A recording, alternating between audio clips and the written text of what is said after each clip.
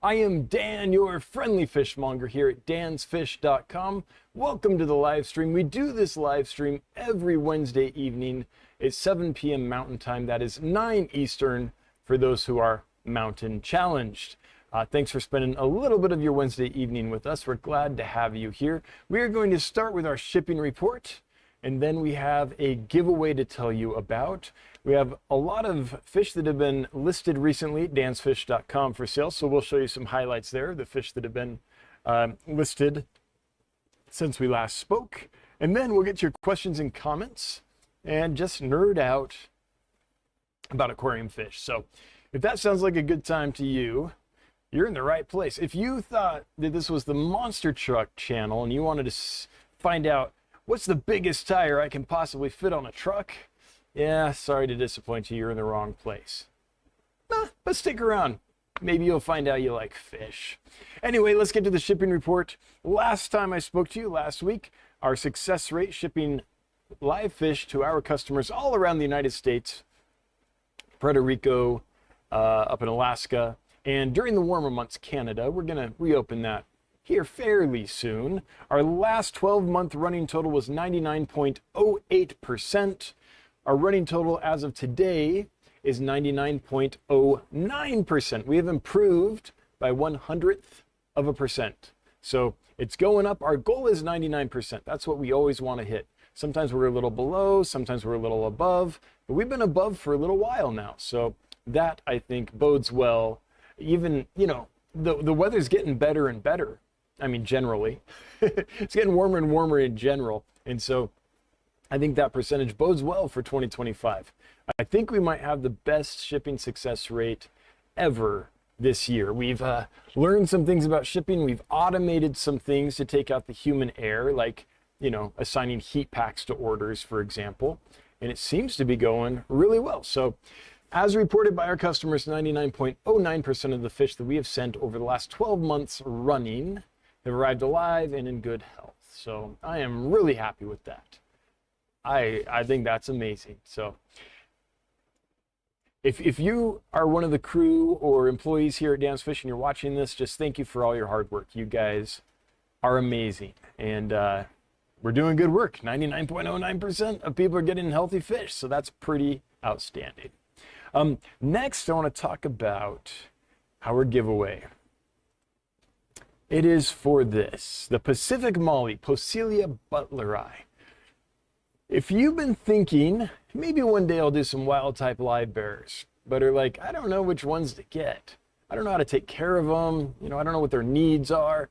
This fish is a great one to start with. They're big, they're beautiful. They get these really nice orange markings on the tail fin. It's a little hard to see, but they get these red dots down the body. I think my picture might show it best.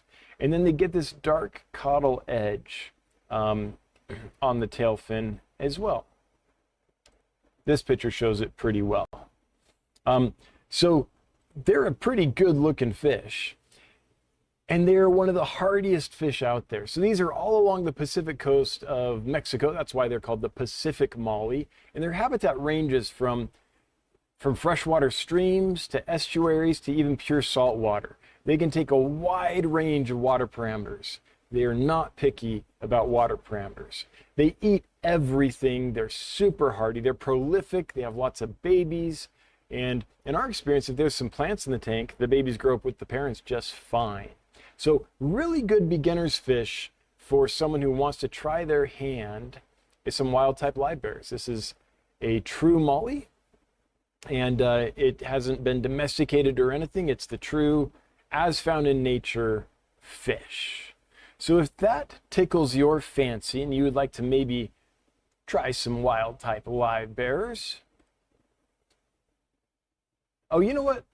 It's hashtag MollyMe, MOLLYME, no spaces, caps don't matter. But we'll go over that again later because every now and then the chat's been crashing. And if you enter now and then the chat crashes before we draw, then you lose all your entries, I think. Sometimes it seems to, sometimes it doesn't. Maybe it's that no new entries come in after the chat crashes. Okay, this could be fun. Let's actually do it now. And we'll do the giveaway whenever the chat crashes. Let's do that. That'll be kind of fun.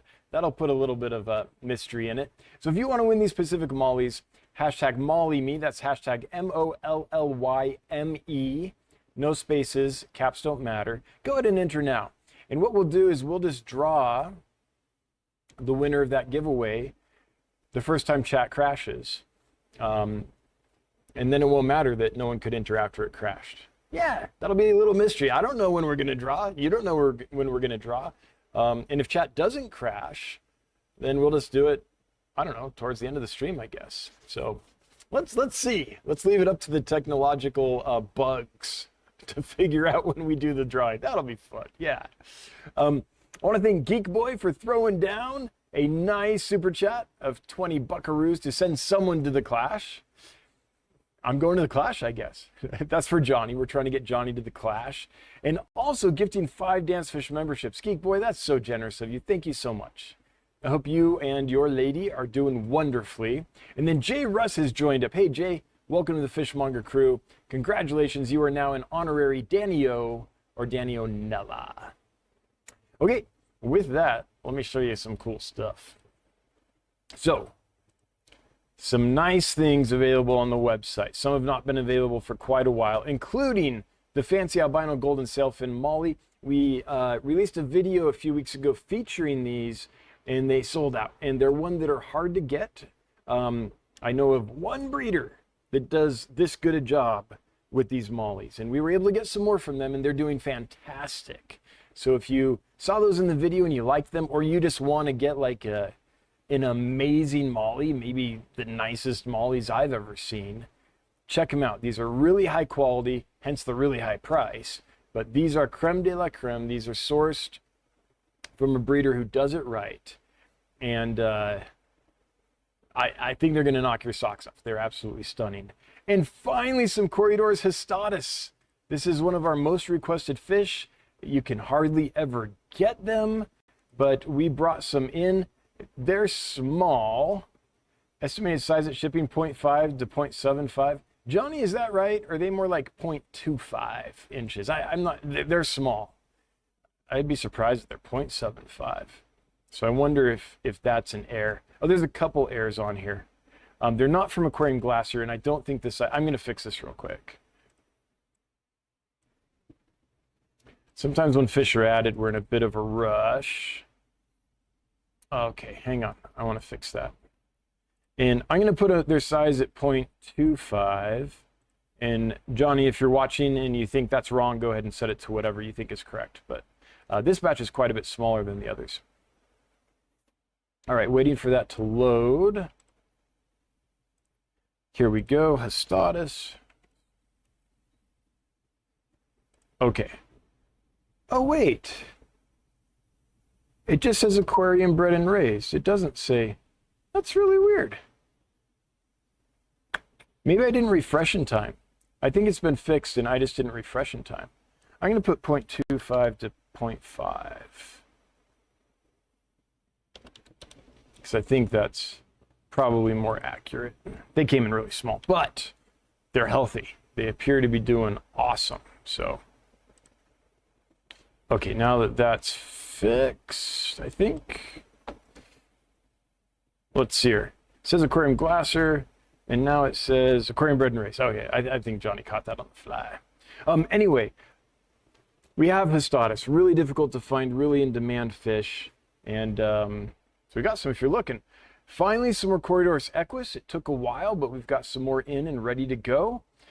I don't know if it's the most beautiful Cory out there, but it's sure I mean, his Festus is nice, the Fireball Cory as well. But these guys are stunning. Nice iridescent blue with nice orange on the saddles. Really gorgeous fish. Some glass catfish, not one we usually carry, but that I've always liked. Glass catfish like to be in big groups. They feed mid-water, and they like to eat small stuff that's kind of in the water column. So Aquarium Co-op's, what's it called? The magic small fish feed that stays elevated in the water column for long periods of time is perfect for these guys, along with frozen brine shrimp and bloodworms and other stuff like that. They'll eat flake food and all that too, but they want to eat in the middle of the water column. They'll learn to eat at the top and they'll learn to go down to the bottom. But if you can find stuff that stays in the middle of the water column for quite a long time, that's their natural behavior. And by the way, when I shout when I shout out Aquarium Co-op's food and stuff, I'm not paid to do that. I like Corey. I think he does good work and I want to support his business. And so I'm just shouting it out. I'm not getting paid for that. There is an affiliate link, I think, on our videos, but we actually don't get any money for that. It's just keeps track of how things are going. So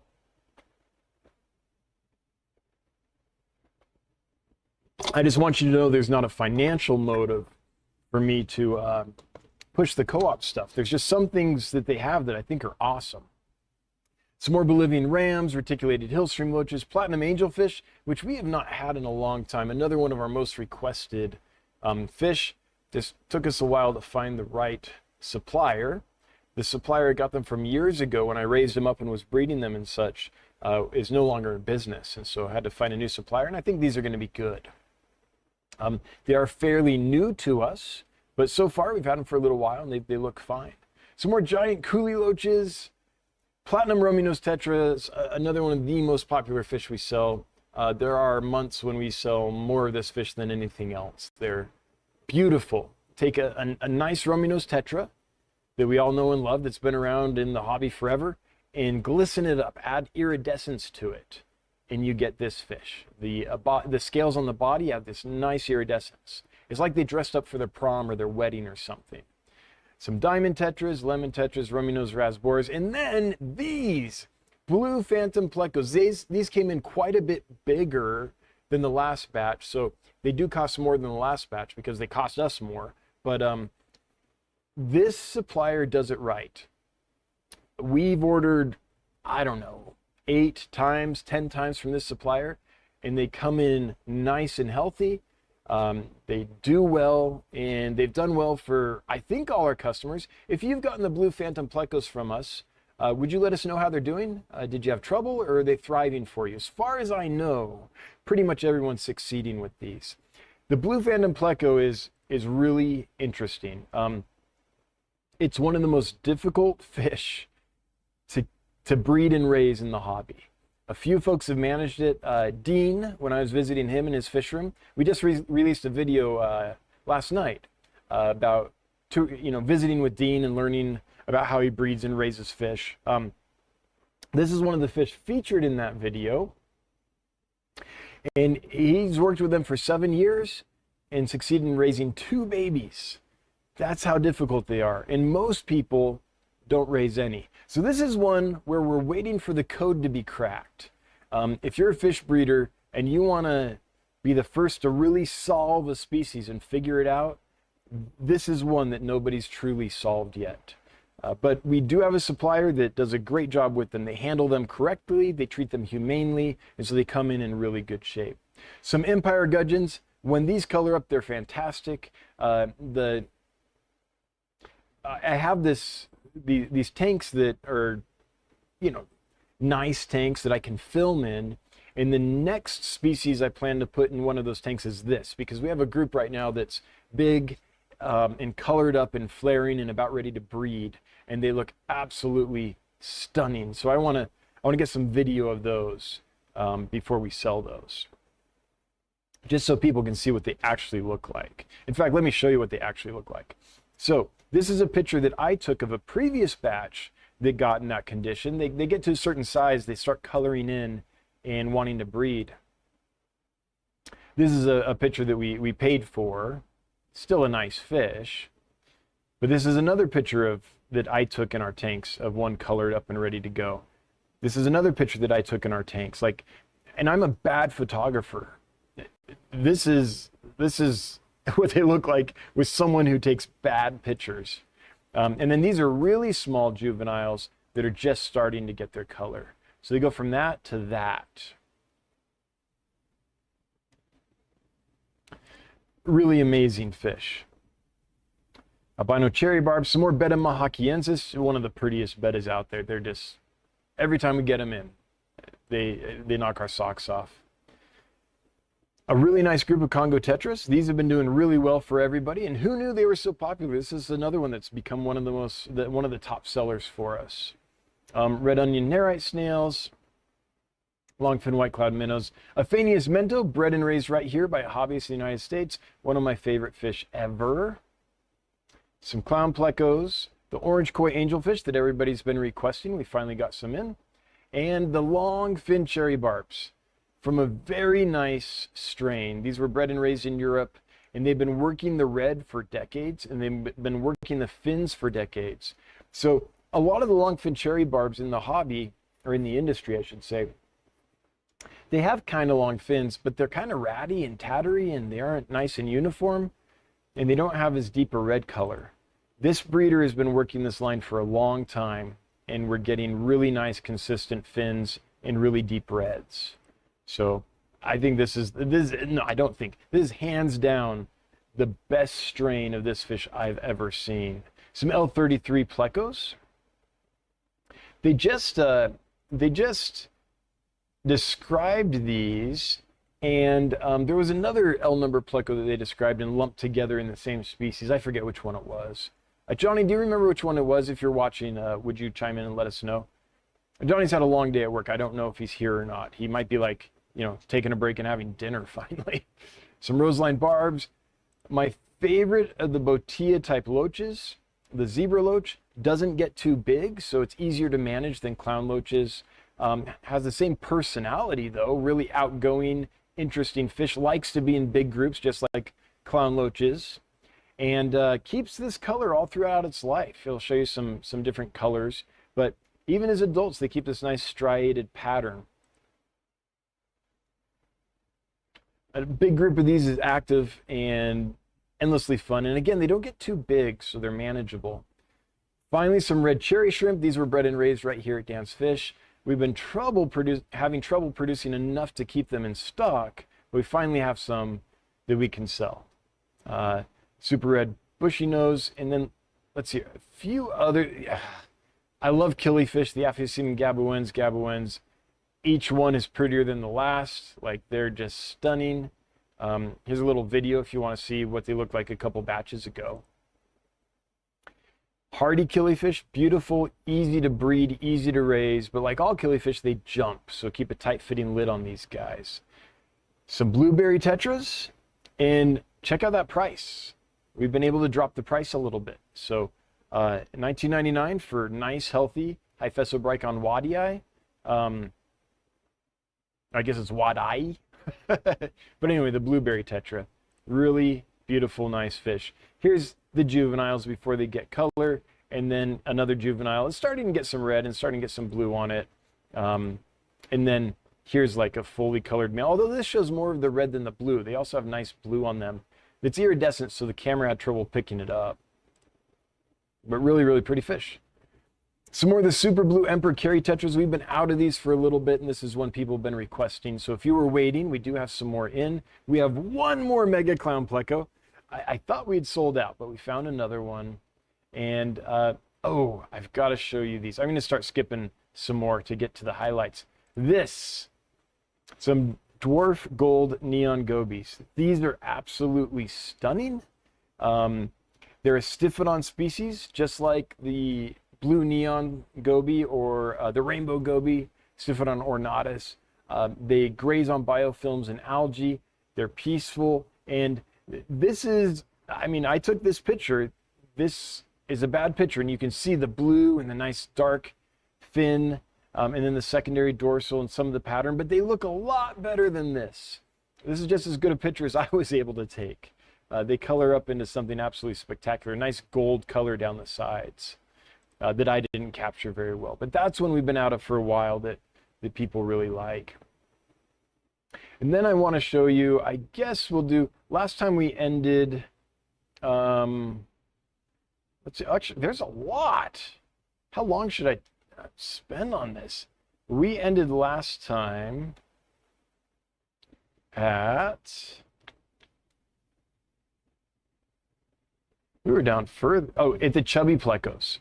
So all the ones above the chubby plecos are new. So I guess I should shout these out. This picture does not do these justice. They're full green guppies. They look much better than our pictures suggest. They were bred and raised by a hobbyist right here in the United States. They came from an IFGA line, International Fancy Guppy, IFGA line. And they've been hardy from the get-go. Those are absolutely awesome. Pygmy Cory is one of the most popular fish we sell. Some more of the dwarf red-tail eels. We only have a few, and this is all we're going to have for quite a while, I think. The breeder said they're not going to be having any more available for the foreseeable future. Stock is down, demand is up, and so they've been costing more. So they're a little more expensive now. I apologize for that. But this is probably it for quite a while, at least according to the breeder. And they didn't tell me what the holdup was or anything, so I don't know if they're just seasonal or if they're having trouble producing more, what's going on. But all I know is they said that's it for a while. Pea puffers, big, fat, sassy pea puffers, I might add, not little pinch belly pea puffers. Black corridors, the Corridorus schultzii, or sometimes called the black Venezuelan cory. And then this is the one I really want to touch on. This is Pseudogastromyzon laticeps. I believe it's still in that genus.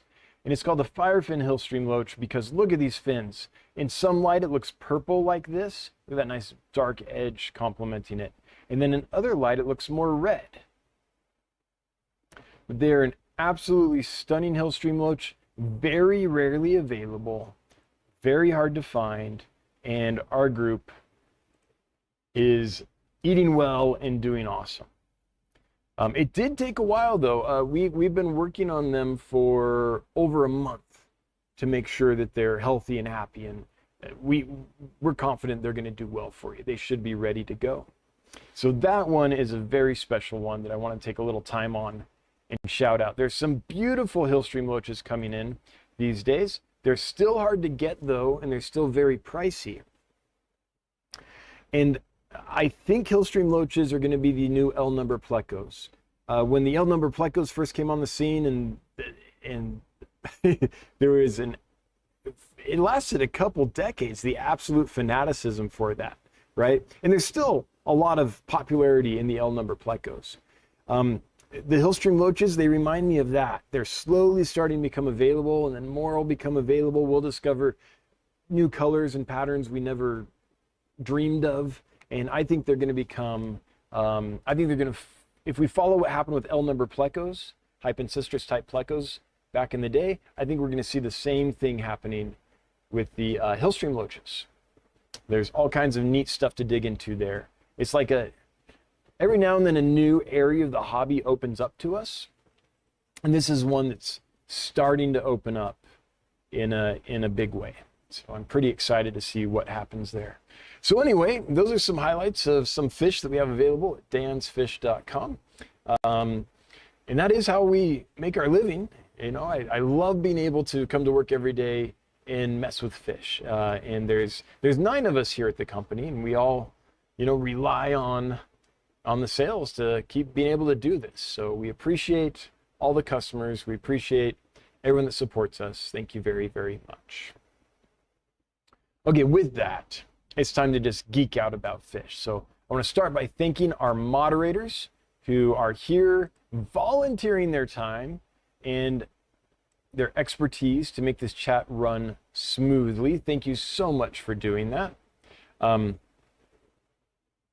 Let's get to the questions and comments. The first one, this is great. Mitchell Broom is clarifying what I said earlier about the L333. So it's been named Hypancistris, how do you say that? Sideli. That's the new name for the species. And it includes the 66, the 236, the 287, the L333, the 399, and the 400. So all those L numbers have finally been scientifically described as Hypancistris sideli, I think is how you would say that. So now, we'll probably keep using the L numbers because each population looks very different. Like the 236 looks quite different than some of the other ones on this list, for example. And so we want to kind of keep those things pure, but they have finally been scientifically described, which is great. I'm going to actually write this down. L066, L236, L287, L399, and L400, because there are some, it's easier to import fish that have been scientifically described. So if I can tell one of my breeders, hey, instead of calling these L333s, please call them Hypencistra sideli, it makes the import process easier. Kayla's Reptiles and Aquatics putting some pep in our step with a Pippi Longstocking super chat of $9.99. Why is that so hard to say? $9.99. Thank you so much, Bob, for your continued support. Really appreciate you. Hope you're doing really well. Ahmed Magdi, what's your favorite Nothobronchius killifish? Aha! I will tell you. It used to be called Nothobronchius rackovii kelmani. Let me find a picture.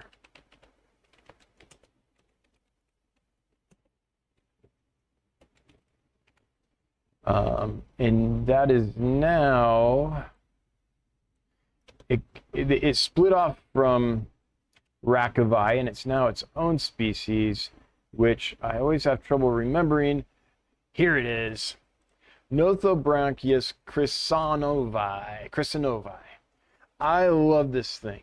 What I like about it is the pictures aren't going to do it justice, but it's a rackovii type looking fish. But to me, it looked handsomer.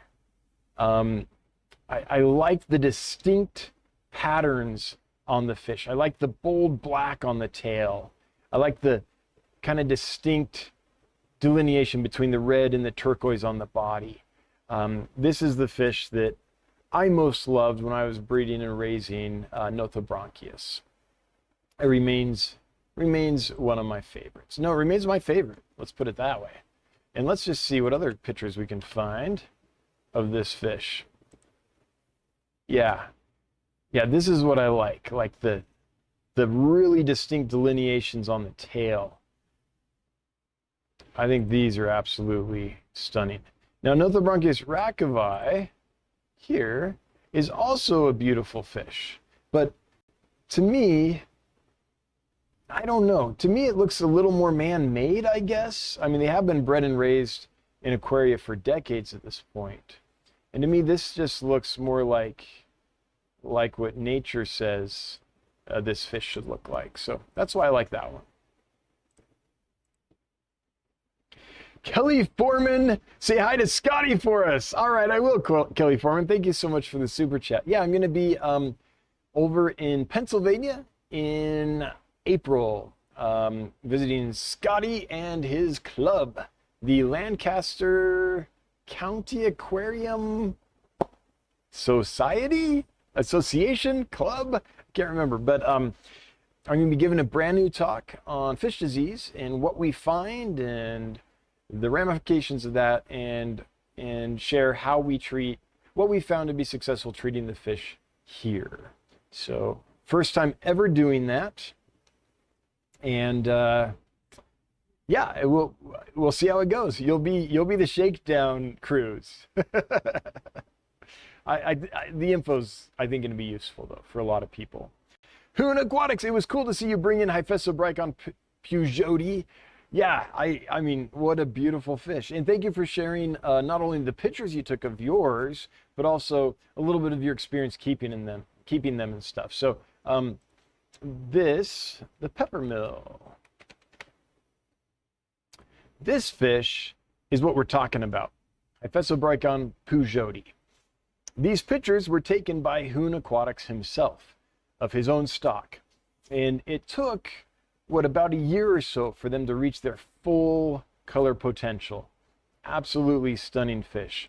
The ones we have are still juveniles. They don't have their color yet, but this is what they grow into. And we're calling them the peppermill because the Pujot family, oh, I haven't been showing this? Hopefully I was showing that. Hopefully, if I wasn't showing it, this is what we're talking about. I think I showed it, but now I can't remember.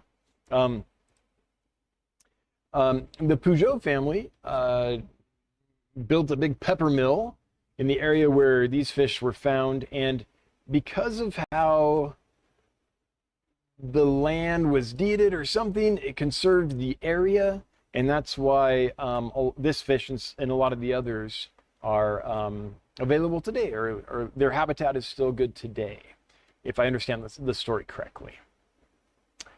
It's been a little while since I read this story, so obviously I don't remember it exactly, but they, due to a pepper mill, this fish is around and here for us to enjoy, which is kind of interesting. I don't know of any other fish like that, any other story attached to a fish. Okay, scrolling up because Chet has jumped. Oh wait, I see something from Mitchell, I think, down here. I wonder if he's adding on. Another Hypon got named as well, the 174. Oh yeah, yeah, I did see that. L174 is Hype and Citrus. I think I know that. Yeah, Yudja? I guess that's how you say that. Well, folks, it's here. It took half an hour, but it happened. All right, let me reboot some of this.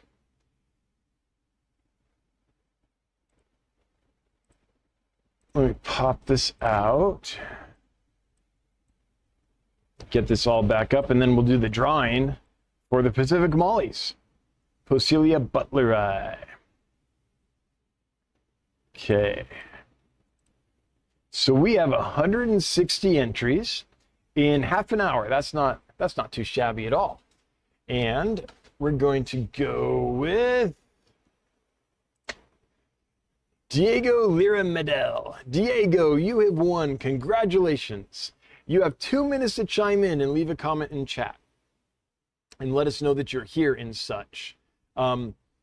If you leave a comment in the chat within 2 minutes, then you'll have claimed your winnings. If you don't, you forfeit your winnings and we will draw somebody else. So we'll check back in a little bit and see if you chimed in within the 2 minute mark.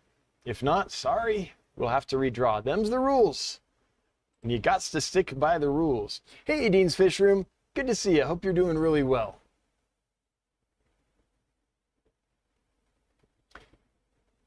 Okay, and geez, that's as far up as I can scroll because when chat crashed, everything above that pretty much was cut off. So the next one I can see is the Moneyless Maven. I love that username. Hello, Shirley. Can you give me any care tips or breeding info on Nothobronchus fursheri and Nothobronchus gunthri? Yeah, here's how I would do that, is I would separate the sexes and I would feed them really well for about a week or so. And when those females were nice and plump, I would put them in a container, a small aquarium, with a bowl or something, some kind of container in there, with about 1 inch of peat moss in it. I use the Mosser Lee No Damp Off peat moss. Let me see if I can find a link to that. While I'm looking though, let's see, there it is. All right, Diego Lira Medel only took 39 seconds to chime in. So Diego, you have won the Pacific Molly group. Congratulations. Please send us an email to hello@dancfish.com. That's HELLO@dancfish.com. We need your first name, your last name, and your mailing address. And once we get that, we'll work with you to schedule a delivery date to get those sent to you. So congrats. Thanks for participating. All right, let's see if I can find this. Mosser Lee, no damp off. Now you can use any peat moss pretty much, but this stuff works really well. It's nice and clean. It doesn't have any additives or anything like that to it. And if you're used to buying like the cheap peat moss bricks at Home Depot or Menards or whatever, you'll feel the difference. There's a big difference between that and this stuff. This stuff just seems to work better. So that's what I like to use. And I would put them in there and I'd leave them in that container for a few days. And then I would take them out, and I take out the peat moss. And what I would do is put it in a big brine shrimp net, like if you can get like a big 10-inch brine shrimp net. And then I'd squeeze it as hard as I can until I can't squeeze any more water out of it. Then I put it in a Ziploc bag, probably a freezer bag that's, you know, nice and thick. I'd put the date on it, and I'd put it in somewhere where it stays in the mid 70s to upper 70s, let's say. And you can find tables of incubation times for all the different Lithobronchius. So I'd find that, and then a couple of weeks before they're supposed to be ready to hatch, I would check through there and see if I could find any eggs that were eyed up. And if I did, I would take a few and try to hatch them. And if they hatched, I'd hatch the rest. Usually once the eye is fully developed and you can see it through the egg, they're pretty much ready to hatch at that point. So there's quite a bit of variability in incubation times. If you do wait too long, however, then those fry don't do well. But I mean, I don't want to say like, oh, you went one day too long, now they're all not. It's not that precise. There's quite a window, but you'll have to get a feel for it. But look for that fully developed eyeball. And then I think if you're new to them, I think just try hatching a few. And if those hatch out and they're free and they swim normally and they're not all belly sliding or whatever, then I would go ahead and do the rest. When you hatch them, I guess I should talk about that. Put them in a container with a lot of surface area. Put the peat moss in there and then really stir it up. The eggs will actually fall out of the peat moss if the peat moss is floating, which is kind of cool. And you want enough surface area that the peat moss doesn't coat the whole thing. You want the babies to have access to air. You don't want the whole thing to be choked over the top with peat moss. So that's why you want a lot of surface area. If you do that, I would only put like an inch or two of water in there is all you need. If you do that, then they'll have a much easier time hatching, getting to the surface, and swimming normally. So that's my thoughts on the breeding of those two species of Nothrobronchius. Cool videos. Have you heard of blue-spotted Corydoras? I have, but I think it was just a common name. I have heard of that. Let's see here. Oh, okay. Yeah, this is a little different than I thought. This is Corydoras melanistius, which I think we've had.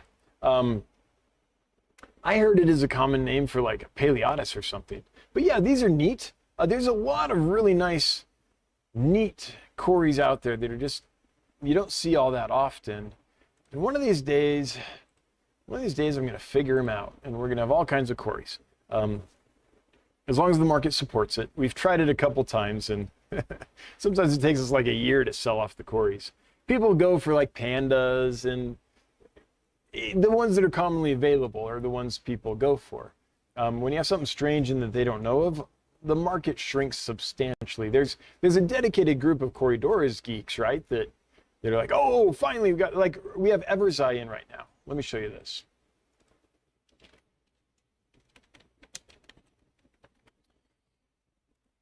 They're super pricey, and I was a little hesitant to bring them in because my experience, rare Corys don't always sell really well. But there's I think it's fair to call him a Corydoras expert, someone who is really well known in the Corydoras world. I think even has a Corydora named after him, who was looking for someone, reached out and was like, can you get these? And I was like, oh, I can, but they're going to cost this much and all that stuff. And they were like, hey, I'm a Cory geek and I really want them. So we brought some in, and it's an amazing little fish. If I remember right, these don't get huge. Is that right? Is this one that doesn't? Let's see here. Let's go to Planet Catfish. Corydoras Everzai. Planet Catfish. Let's see. There it is.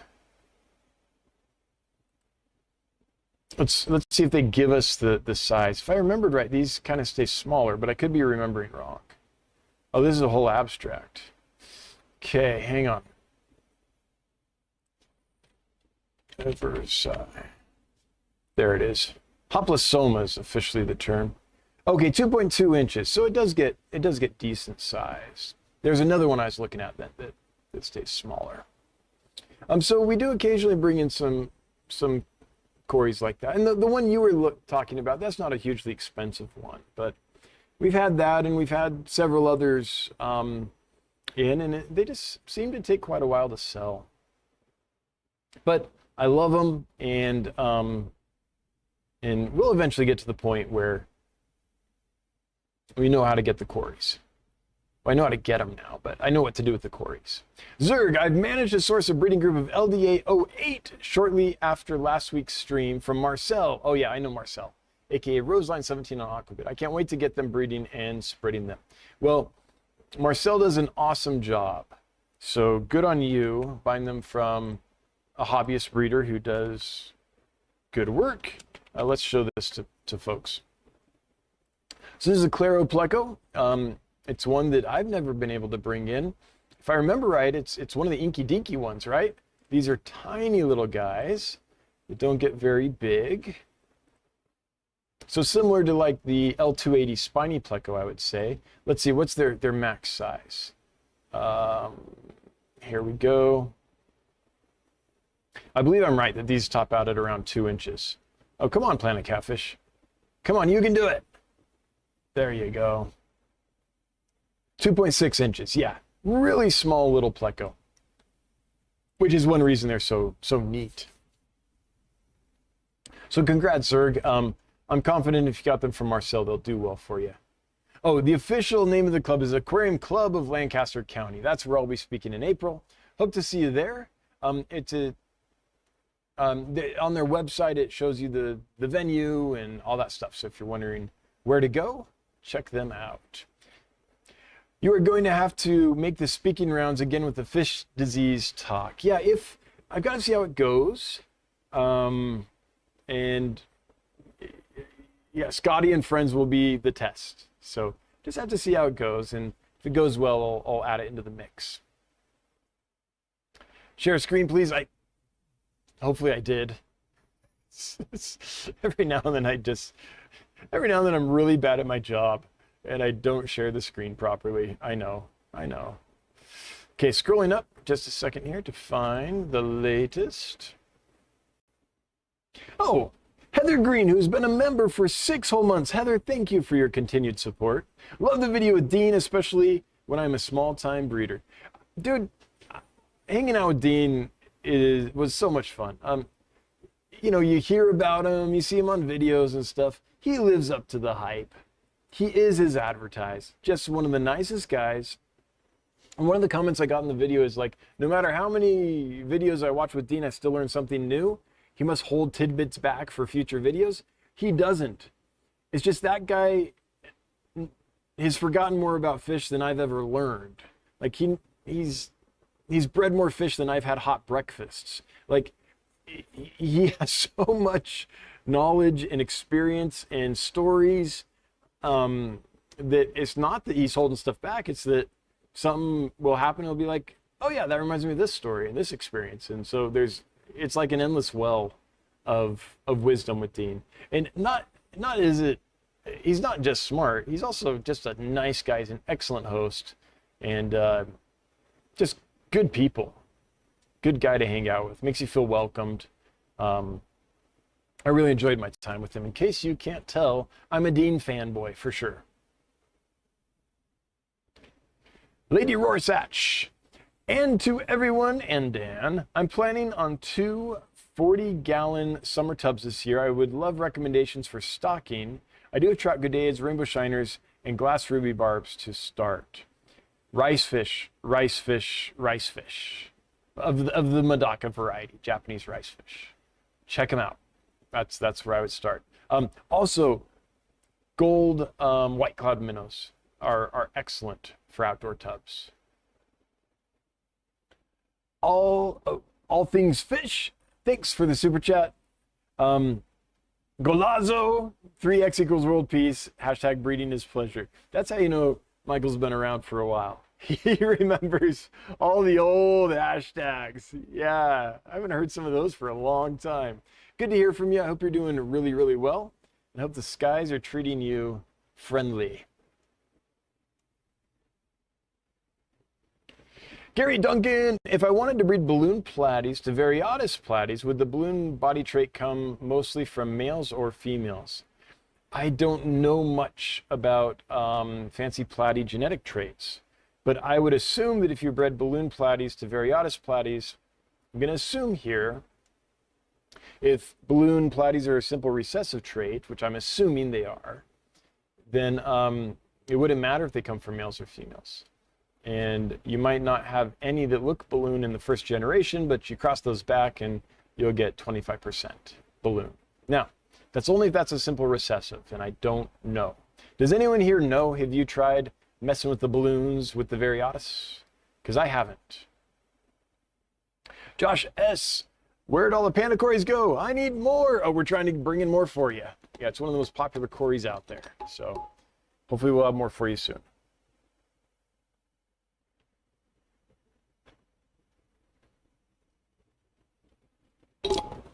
That's one that I'm trying to always have in stock because it's pretty popular, but I don't always succeed, but we're trying.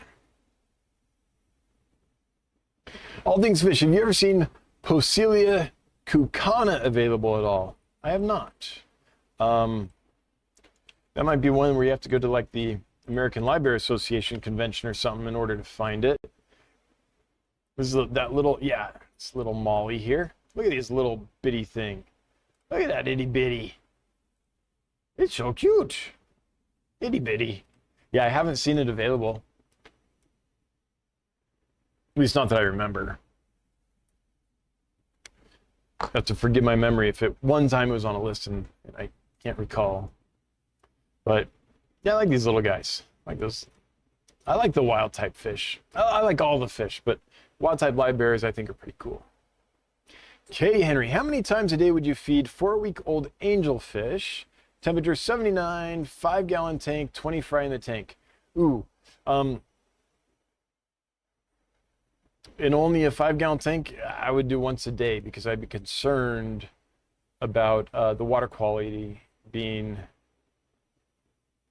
in a 5-gallon tank, the water quality can go down fast. So I'd put in less food to keep the water quality up. If I had 20 in there, that's what I think I would do. But if you're asking, but let's say water quality is not an issue, and for some reason you have a flow-through system or something, and the water quality never goes bad, then I would have food in front of them pretty much anytime their bellies started to not be fat. I would give them more food. I'd basically keep food in front of them. Okay, Fishy Jake TV. I talked to my boss at the zebrafish lab about his paper, Internal Temperatures of Packaging for Overnight Cross-Country Shipping of Zebrafish. I told him about your shipping mission. Awesome. We have some videos on the YouTube channel detailing how we package and ship fish. Also, I give a presentation, I give a talk on a demonstration on how we do it. And so feel free to direct them there if they want to get more information. I have to say it's going really well. We're always trying to improve, but the improvements at this point are more about efficiency and such than about making it better, because I don't know how you make it much better. But our minds are open. When we come across stuff, if we think it'll make it better, we do it. But efficiency and standardization right now are the things that really help. Like, for example, making it so the heat packs, assigning how many heat packs go in each box based on the temperatures of where it's going to go and the size of the box and all that stuff, and taking the human error out of that has improved our shipping success rate.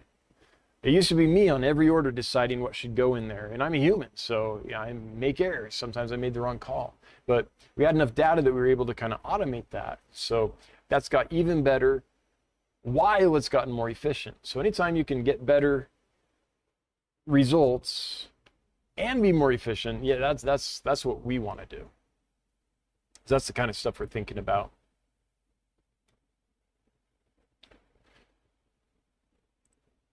Okay, Scotty the Fish Freak, you reminded me to check the website. It is updated. Awesome.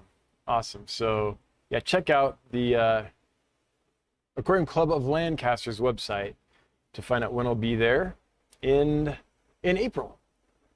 Where do you get your green sailfin mollies from? Well, I don't. Like, green sailfin mollies were one of our top sellers for a long time, and then the breeder I used to get them from stopped producing them. So for a long time, I actually have not been able to get green sailfin mollies. So I'm looking for another source. So if you are a hobbyist who breeds a nice strain of green sailfin mollies, and I can buy them from you, I would love to do that.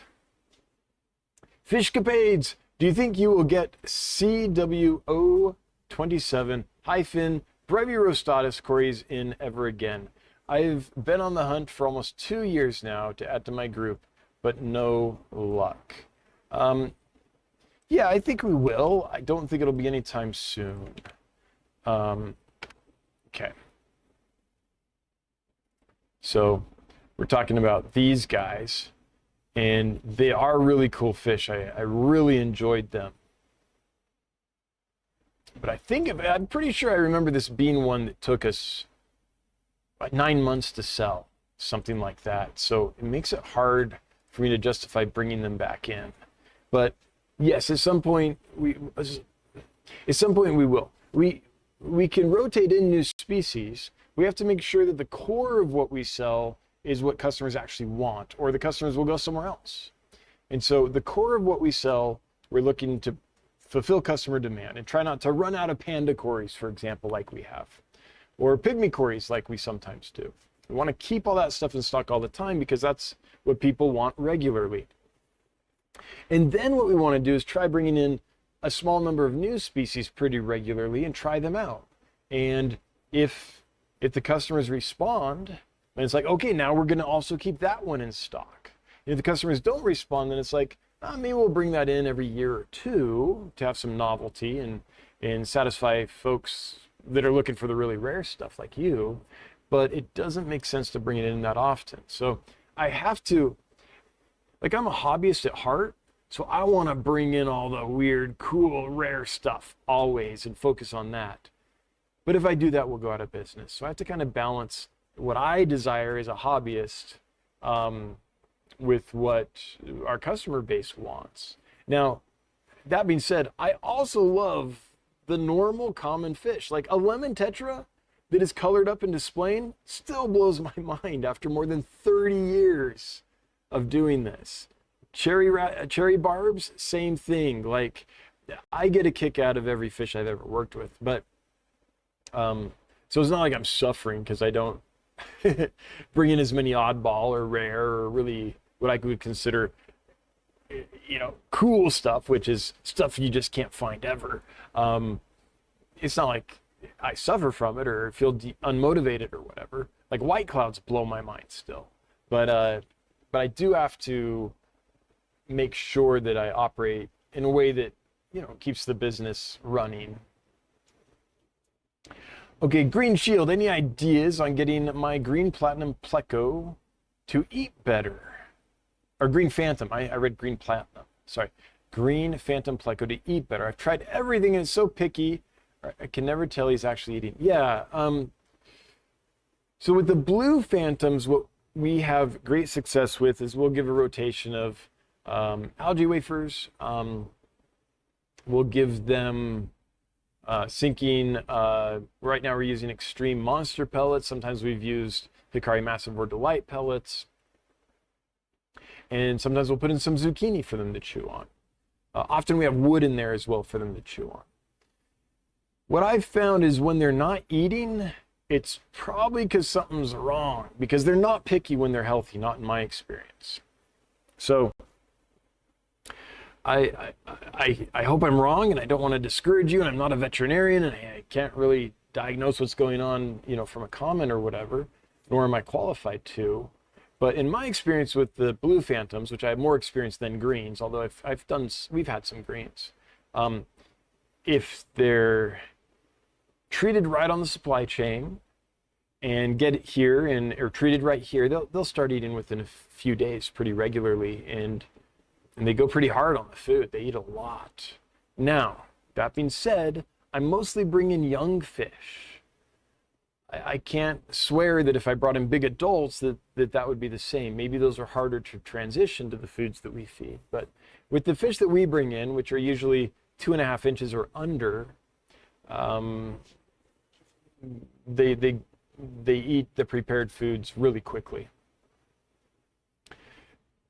Michael Meliere. Hey, it's been a minute. Welcome back. Setting up my 150-gallon outdoor tub for the summer. How many swordtails would you stock to kick off a breeding colony? I'd probably do 4 pairs, something like that, 4 or 5 pairs. And 150-gallon? Yeah, that's what I would do. Yeah. And by the way, I hope you're doing really well. Good to hear from you. John Snow at radio. Can't wait for our big order next week. Excited to add albinos to our Tapaho group. Watermelon tetras. Oh yeah, watermelon tetras, when they color up, they're pretty nice. Apistos and others to our other setups. Thanks for all you do for the hobby. Well, John Snow Radio, I can't wait for you to get those fish either. Please let us know how they arrive. I hope they do really, really well for you. Those are awesome. All those sound like the watermelon tetras with Tapahos and Apistos. Those are all really nice fish.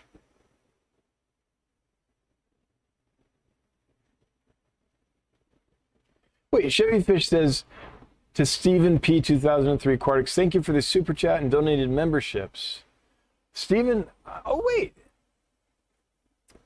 I didn't even realize that there were more super chats that I'd missed. So I better get to that. Thank you, Stephen, so much. Johnny should make a spreadsheet for hashtag Johnny Clash Funds. That's right. That's right. He should, because I'm dreading the day I have to sit down and actually figure all that out. And gifting 5 Dance Fish memberships. Thank you for the continued support. It's much, much appreciated. By the way, I owe your wife an email. I believe I've had an email for a couple weeks that I need to get to. So I will do that. I haven't forgotten. Just, it's hard to prioritize everything sometimes. Send Johnny's spreadsheet to the Clash. Johnny was going to go, but instead we're just going to send a spreadsheet. Love the video with Dean. Oh, okay, that was Heather Green. So, oh, that's interesting. Chat jumped, and that's why I didn't see that earlier. Okay. Already got Heather Green's comment, All Things Fish comment, and Scotty's comment. Okay. So somehow I missed that earlier. Sorry about that. Not Stefan. Zerg. Oh, and do you have any tips or knowledge for hatching lamp-eye killies? Some of mine are coming up on 14 days, I think, and still haven't seen any hatch, but they are all alive, moving in the eggs. So the way I've always done the lamp-eyes is I just take the mop and move it to another tank. So I haven't really had to bother with force hatching or anything like that. The exception is Lamprichthes eggs. Those, the way I hatched those is I put those in a shoebox with some Neocaridina shrimp, like some cherry shrimp.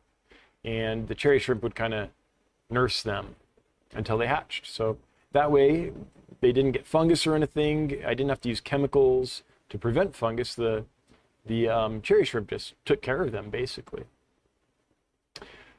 Trying to think of any of the Procatopus species or anything like that, if I ever picked the eggs. Yeah, I did actually. The first times I spawned them, I did. Because they would lay their eggs in the slots in the filter, so I'd have to go in there and get them out and then replace the filter, whatever you call it. It was part of the filter, so that the filter could continue to work without sucking fish up. So I did remove those, but dude, that was 20 years ago. I don't remember exactly what I did with the eggs. Oh, I do. I put them on top of damp peat moss. So I took the Moss Relief No Damp Off peat moss. I got it wet and then I squeezed it out till no water came out. I put about an inch of it in a little container. And then I put the lamp eye eggs on top so I could observe them. And once they were fully eyed up, then I hatched them out. And I don't remember if I had to force hatch them or whatever. One trick that has worked for me in the past when killifish eggs don't hatch is I'll put them in a little container of water and I'll put some microworms in there, and that seems to agitate them. I've also used the Neocaridina shrimp for various types of killifish successfully. So those are all thoughts. Sorry, I can't remember exactly because it's been a while. since I just moved mops. Daily Vital. Do you have any red whiptail catfish? How do you sex them? Do I have any? If I have some coming up, if they're not. Do I have any listed right now? But we're working on some. I can't remember how long before they get out of quarantine. I mean, they could be listed as soon as tomorrow, but it could also be another week. I can't remember exactly when those came in. Sorry. And how do you sex them? Well, the ones we have are yay big, so we don't sex them. They're too small to sex. Sam Walter, wondering what you think about banana worms compared to brine shrimp. They are so easy to keep. Are they less nutritious than baby brine shrimp? Oh, I don't know if they're more or less nutritious. I've raised lots of baby shrimp on microworms or Walter worms or banana worms. So they're great. The thing is, they kind of stay on the bottom. And a lot of the baby fish want to feed from the top. And so if you have little fish that feed off the bottom, they're great. And in fact, fish up to about an inch or so will eat them. So I used to feed them to adult pygmy cories. I used to feed them, I fed them to all kinds of fish. Even, little adult fish, an inch or under, would eat them just great. So I think they're awesome, and not just for fry. I think they're good for small adult fish as well, or juveniles. So the main thing for me is they stay on the bottom and kind of wiggle around. And not every baby fish is cued into that. So, but I found them very useful as well. Okay, chat just jumped. Let me see where we were at. Oh, we were right about here. A Dane Hudson's comment. Give me one moment here to wet my whistle, Dane, and then we'll be right with you.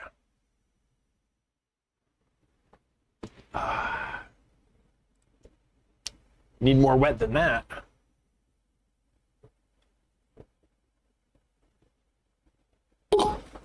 YouTube's telling me now would be a good time to insert advertisements. Creators earn more money inserting ads. The more views are watching. Give it a try. No, thank you. YouTube. So when the replay of this live stream is available, YouTube will automatically throw, I counted once, 33 ads into the hour-and-a-half stream.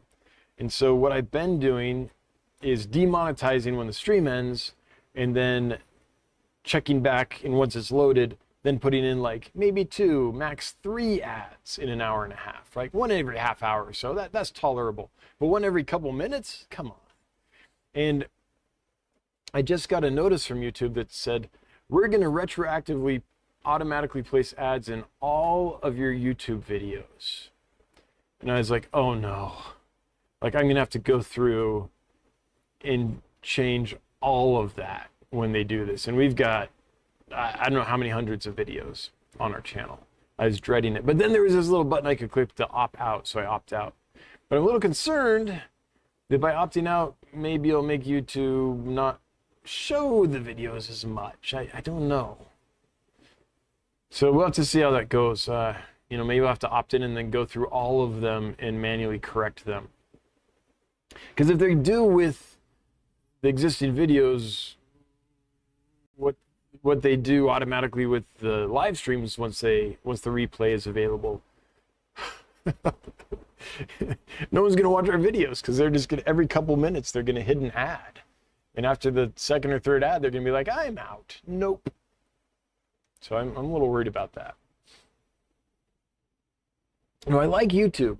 Like, what they've done is extraordinary. They provide a platform that we can use that in the past you would have to have all the resources of a network television company to afford and do. Like, what they have done is amazing. So no shade on them. They're trying to figure out how to be profitable and make money because they're a for-profit company, and I understand that. It's only when that happens that they can provide this service for us, this platform for us. So I don't have any issue with them needing to make money on it. I just know that when you have almost as much ad content as you do video content, and people aren't going to stick around for that. So I'm worried about it. If you were to set up an outdoor pond or tub for breeding cherry shrimp, how would you do that, Dan? And my winters are similar to yours. And what other fish, if any, do you think could handle that? So I just toured the Garden of Eater's setup in Florida. Now he's in Florida, so his winters aren't that cold. The water temperature maybe gets down to the, I don't know, upper 40s on the regular in the winter. And he's keeping cherry shrimp outdoors year round. They don't produce a ton in the cooler months, but he's breeding tons of them in the warmer months and able to sell them. And he does it in like big, those big plastic livestock watering tubs that you can get at, Tractor Supply or whatever. And so I've never set up a shrimp pond outside, but from what I saw of how the Garden of Eater did it, shout out to them. I think they do a great job. By the way, what I like about the Garden of Eater is Grant and Shelby over there, every shrimp they sell, they have raised themselves. So there's been other companies in the past that have been, say, hey, we're going to raise all these shrimp. You're going to get high quality American bred and raised shrimp, so you're not going to have all the problems of import. And then they outline all the problems of importing these shrimp. And about it is they're going to only supply ones that they breed and raise themselves so that you'll get nice hardy shrimp. And then lo and behold, they don't do that, right? They end up importing and reselling. And despite all the problems they'd outlined with that, they decided to do that anyway. Grant and Shelby, every shrimp they sell, they have bred and raised themselves. So they're sticking to that. And I was kind of blown away by the quality of their stuff. Now, that's not giving you a ton of information. The best I think I could say is I'm going to be releasing a video where the folks at the Garden of Eater, we go through everything about how they do that, how they raise shrimp outside. And so when that comes out, that'll probably answer most of your questions.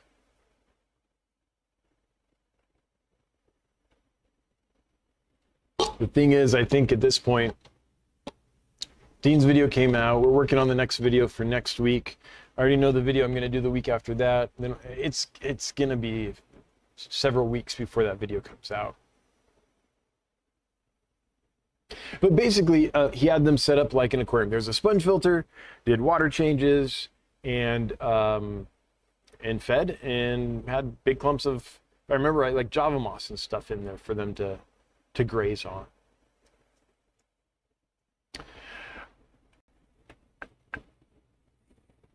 Nick Reed, why don't your boxes say live fish on the sides like most other fish shipments? May help pick up the 99%. I'm sure you have thought of that, but just curious. It actually wouldn't. It would hurt the 99%. So in the past, we've written live fish on the boxes. What we found is they take longer to get through the shipping system because they're given, I guess, special care or something. They're set aside. I don't know exactly what to do with this. Like, I don't know what happens, but we have more delays when we put live fish on the boxes. Not only that, but sometimes people go out of their way to sabotage those shipments because they don't think people should keep fish. There are activists and such that we've had problems with that actually purposely harm the packages or remove them from the system and things like that. So that's why we don't put it on there. Yeah, you think it would help, but it doesn't. It actually hurts. Brett Baker, what are your thoughts on sourcing fish from fisheries supported by Project Piaba? Also, can you convince my wife to let me get a bunch of fish from you? Brett, I think Project Piaba is awesome. So there's a lot of programs out there to try to preserve fish. Project Piaba has the major part right, which is they have the proper incentives in place. Humans follow their incentives. They always have, they always will. So what Project Piaba has done has said, if you preserve this habitat, you'll have this resource that you can make money on and collect these fish and sell them. And so the incentive for the fishermen, the piaberos down there in the Project Piaba areas, is to maintain that fishery. So they have this resource continually to preserve that habitat. And so it's one of the few places where they've tapped into human incentives to do a good thing, preserve the habitat, keep the species going. So I love that part of it. The problem is that the pioneros are not paid enough. So the incentives are lined up right, but the little glitch is I don't think they're paid enough to keep them there. So the incentive structure is there, but in the end, the amount of money they get, which is the final incentive, right, if you're trying to make a living, doesn't seem to be adequate. And I say that because the number of pioneros is dwindling. And the number of young folks that want to come in and be a pionero are, I mean, if you watch the documentaries and read the literature on this, a big problem. There's not a new generation of folks coming in to take over as the older generation ages out. Because they can move to the city and make more money. They can go work at a mine and make more money. So I think the structure is correct, but in the end, I don't think they're being paid enough to have the final result be what we want it to be, which is people are going in the opposite direction. They're not going from these habitats into the city to work or whatever. They're going the opposite direction because there's opportunity there and they can do that. And as long as they preserve the habitat and stuff, they'll have this resource long term. So I'm actually worried that the population necessary to maintain that, the population of people actually collecting the fish, is dwindling, and I'm worried it'll collapse. Now, someone more connected to Project Piaba, like Dr. Tim Miller-Morgan or someone that works directly with them, might have a different story, know better than I, but just watching the documentaries that have been made about them and reading the literature about them and stuff from up here in Wyoming, looking in trying to gauge what's going on, that's my fear. So I love it. I love the structure that's been set up. I just worry that in the end, the living that can be made there is not sufficient to maintain the fishery. That's what I worry about. And can I convince your wife? I can't even convince my wife of anything. What makes you think I can convince your wife? Sorry, Brett, you're on your own, buddy. Strong style. Okay, how do you say Syngantics? Strong style Syngantics. Thank you for the super chat. Much appreciated. Never required, but every little bit does help. So thank you. And Denise has gifted 5 Dance Fish memberships. Denise, thank you so much. I really, really appreciate your support. Thank you. Thank you. Thank you. Christina, why? 2 weeks ago, I had mentioned I have electric blue cars 1 to 2 inch, and you said to reach out via email. I haven't heard back from you yet. Is your store not interested in them? No, I think we're interested in them. Would you reach back out? I'm not sure what happened. I have not seen the email. So hello@dancefish.com. That's HELLO@dancefish.com. And I'll ask Johnny what's going on there. I don't know. But yeah, we're interested in fish like that. And even if we weren't, I mean, normally we'd reach back out and say, hey, thanks, but at this time we're already stocked up. But normally we wouldn't just leave you hanging. So I'm not sure what happened there. What's your favorite hair algae eating small fish? For fish, I like Florida flagfish quite a bit. But the green leaf algae eating shrimp eats a lot of hair algae. So if you're open to shrimp instead of fish, I would try that one. And Amano shrimp eat it as well. Any tips for raising chili rasboras? Yeah, lots of food. More food than you think they'll need. If you feed them a lot, they'll grow pretty quickly. Gloss Guild, could I keep guppy, like, back to the chili rasboras? Like, if you can hatch baby brine shrimp, that's the best. Gloss Guild, I'm going to try to find your comment, but that just happened, so it might not be available. Let me look here. Let me reboot this up here and see if I can get to you. If not, I apologize.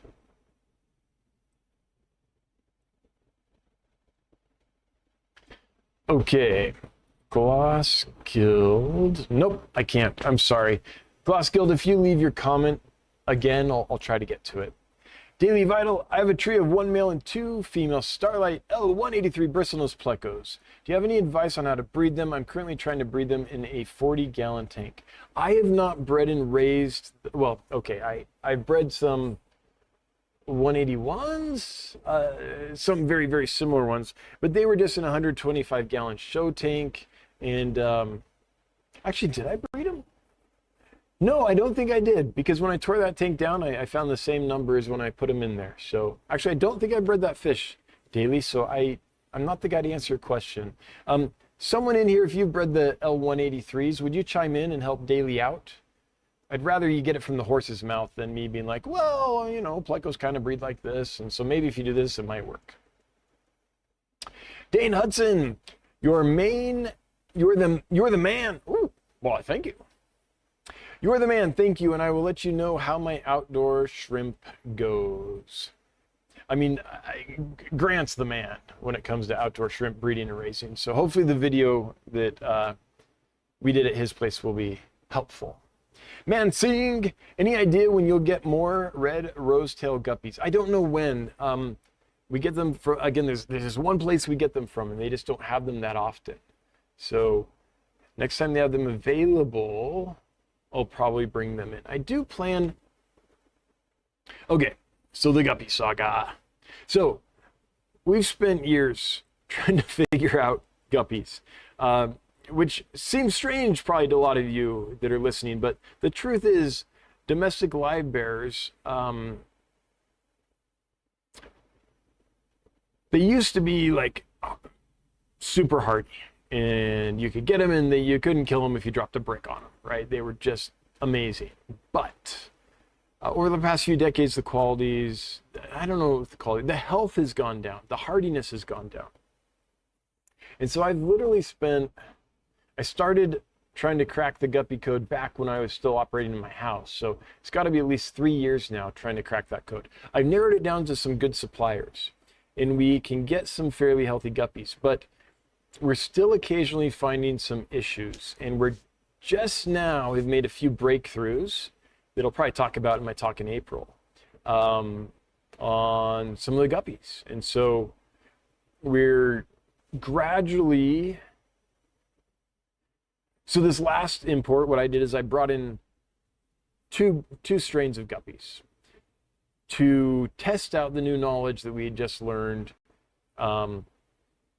to see if it was effective. So we're working on that. If that works, then next import, maybe I'll bring in another 1 or 2 and try it on them and see if that works. If it works, then I'll bring in some more. So it's this long process. You can't just be like, I think we know a thing, let's bring in 100 kinds of guppies. Because if you didn't actually know the thing, you don't want to find out by killing 100 strains of guppies. So we're gradually testing and trying to figure them out even better. And I think we're about there. We've made some big breakthroughs, but that's where we're at. It's this gradual thing of, hey, I think I know this. Oops, turns out there's these things we didn't know. Okay, let's figure those out. Okay, we got it, let's roll it. Oops, there's this other thing we didn't know. So we've gone through that quite a bit, and we're getting to what I think is the tail end of that. Let's just say I see the end in sight, and we're working towards it. Is what we're doing right now. So we're gradually bringing in more strains and working them through the process. Javier Taino, are you bringing in any more German blue rams from Europe anytime soon? No. We're going to be bringing in some blue rams, though, from a hobbyist breeder. And the last batch we got from them did excellent. So that's our plan right now, is to source this latest batch and bring in a bunch from a hobbyist. Okay, let me see if I can find... Dane Hudson, do you have any idea how orange throat darters spawn? Yes! I got colored up males flashing and chasing females. Yeah, I've bred and raised those. Those are one of my favorites, actually. So the easiest is to put them in a bare bottom tank and then put in like a little shoebox type container with gravel in it. Not really big pea gravel, although I suppose that could work, but kind of one of the smaller gravels. And I put that in there. I don't know, I put about 1 inch in there. And what they do is they go in the gravel and they inject their eggs down into the gravel. So they're not going to spawn in a cave or whatever. You need gravel. And then what I did is I just took that container out and put it in another tank and hatched them in there. And you can feel the eggs, like there'll be these sticky clumps in the gravel, and that's the eggs. When the babies hatch, they're nice and big. They're big enough to eat newly hatched brine shrimp and, I don't know, microworms, I guess, since we were talking about that as well. And they're cinched to raise in my experience. So babies are no problem. Any baby fish that's big enough to eat newly born, newly hatched baby brine shrimp tends to be, I think, pretty easy to raise. The ones that are teeny tiny and have to have like paramecium or rotifers or whatever, those are the ones that are a little harder. But yeah, just put in some about an inch of gravel in a container. They should go to it and spawn. Oh, by the way, if your water is flowing this way, you want to put the gravel kind of here so the flow kind of goes over it. That's helpful as well. I don't know if that's strictly necessary, but that's what worked for me, so that's what I would do. Zerg, speaking of the sabotaging of fish shipment, if that's true, I believe my bushy nose from Marcel did get hit by that. Somehow went from Illinois to Illinois instead of Cali, delaying the fish. Fish are all good though. Well, I'm glad that whatever happened, that they arrived in good shape. I mean, sometimes the UPS or FedEx system just makes a mistake too, so you know, who knows what happened, but I'm glad in the end they arrived in good shape. Seville Steve, thanks for your help on here. I successfully bred the J-barbs. And now I have a large group of fry feeding on baby brine shrimp. Oh, I'm so glad to hear that. The J, okay, people, I love this fish. Look at these guys. Like, look at that. This little dwarf barb out of Africa that's hardly ever available. I think Finspiration in Cincinnati had some, but I've never seen them in pet store besides that. They're a little dwarf barb out of Africa, and they're just awesome. Awesome, awesome fish. I've tried to bring them in a few times. They've never arrived, as far as I remember. So, good for you. I'm glad you got them. I'm glad you got them to spawn. Man, if you spawn a bunch and are trying to get rid of them, I would buy them all. I would love to have those fish. So you've got room for a couple more. Big Steve's glass boxes. Why do some tanks seem to consume as much food as I feed, and some tanks, any leftover food has white cotton fuzz looking stuff? Same rack, similar bioload. Could one have some bacteria? I don't know. We have that happen here as well sometimes. I don't know. It's basically any food that is not eaten, you get big colonies of fuzzy stuff growing on it. So the key is to not feed as much, or to feed something that, maybe the fish aren't eating it. You need to feed them something else. I don't know, but I assume they're eating and just not able to finish it all. And then that leftover food becomes a great source of nutrition for the white cotton fuzzy stuff, which I think is just water mold.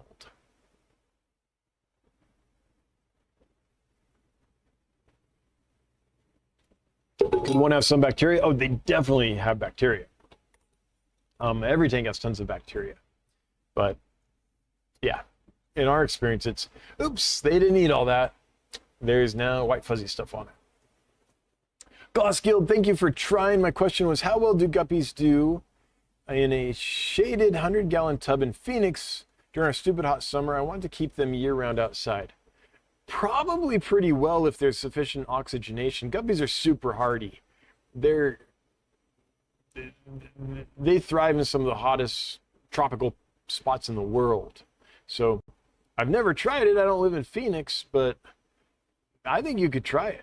Yeah, it would really help if you buried the tub, so a good portion of it's underground, so it's a little bit insulated, and it sounds like you're gonna have it shaded, so that's good.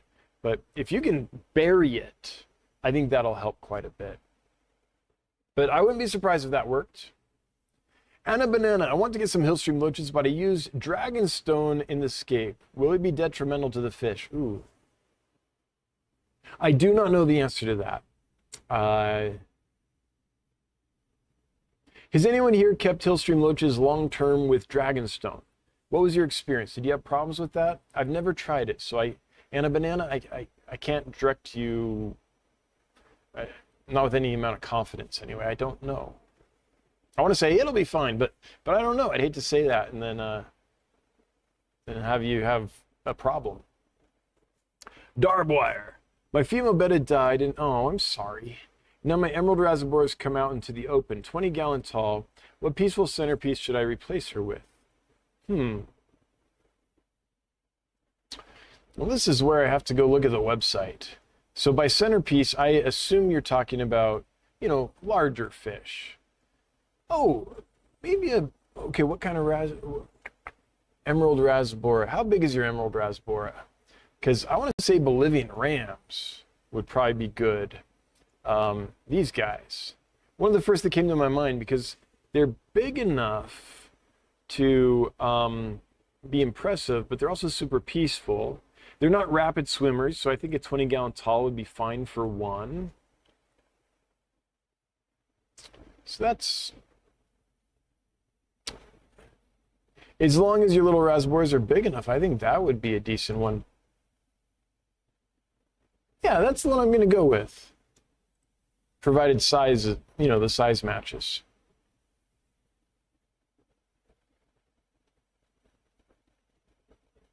Do you know if you'll be getting more F1 gold laser cories from Rick? Funny you should ask, Mr. WWBB. Rick and I are talking right now. He has some fish, and we've seen about getting some from him, but he didn't mention the gold laser cory, so I don't know if he has more of that specific species available or not.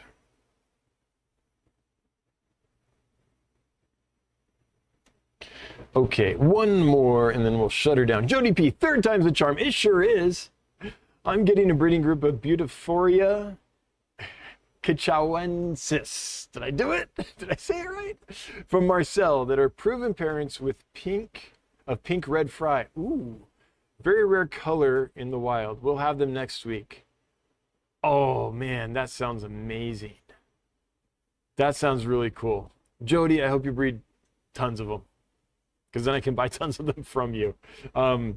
Yeah, that sounds beautiful. Like the normal Cachawensis, I'm just gonna go with it. Cachawensis is awesome.